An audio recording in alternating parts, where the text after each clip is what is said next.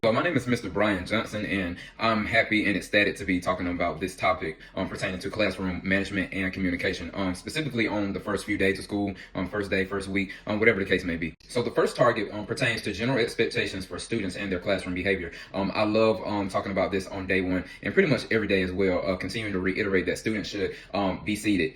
Please do not talk while I am talking. Don't be disrespectful, especially not to me, but especially with others as well. No profanity. Making sure that your attire is correct, ensuring that you have all belongings, things of that nature. So that goes along with behavior. And as we're talking about behavior, making sure that once you establish it, that you're always continuing to reiterate and that you're correct, and don't let anything fly by on the side, because once you do, that's what we call a slippery slope. And once you let one person get away with it, then it starts to trickle, and you don't want to create any negative behavior, especially if you've established what you're expecting from the kids pertaining to their behavior. The second target is including their role in supporting a safe environment. So a safe environment goes along with the protocols that the school has established, what the kids can have, what they cannot have. Also, continuing to reiterate as well as far as what the expectations are with protocols as far as safety with fire drills, active shooting drills, bad weather drills. So that's ensuring safety inside the classroom and outside as well. And the next target situates around the effective learning community where everyone feels as if they can learn and grow. That pretty much goes along with establishing a culture of ensuring that every time students comes in,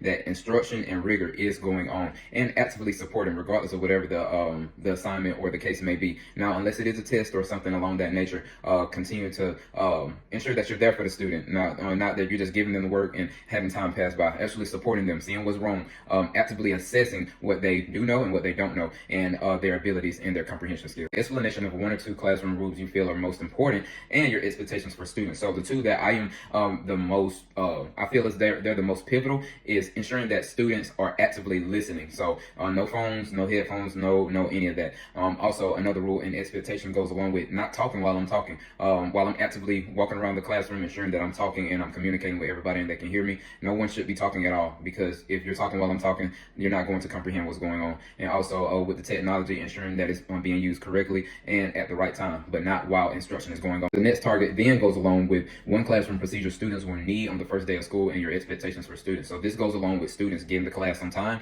and also getting to class, getting all your materials, and sitting down. If you're not sitting down and getting to class on time, I cannot start class. Therefore, the class would be in an uproar, and I do not want to come in or walk back in once the student should be in, sitting down and getting on to everybody. Everybody knows the expectations. Grab your materials, sit down, get ready for instruction that mainly will be instructed for you on the Promethean board, telling you the rules and regulations of the day. And then the last target is an explanation of your expectations for responsible use of technology, how students may benefit from its use, and potential consequences for misuse. So I'm big on technology. I love technology, but it has to be used correctly. With this digital world and our students being overly, engaged with technology, it has to be used correctly. And for particular assignments that require it, but making sure that the teachers continue to assist and make sure that it's being used accordingly. And I always call it the foot app. You have to use your feet. You have to make sure that you're on every key with whatever your students are supposed to be doing, especially with technology, because I use it a lot with Google Classroom, Kahoot, just using my Promethean in general to display whatever we have going on for the day.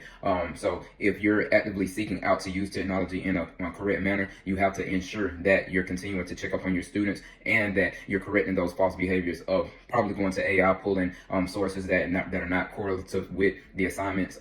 So these are some of the ways that you can use technology in a fun and engaging way, but continuing to make sure that you're assessing correctly as well. So this has been classroom management, particularly for the first day or the first week. This can be a broad topic, but this is just a general overview to adhere to just to establish some foundation. So I thank you all. I'm Mr. Johnson as well, and I hope you all have a great rest of your day.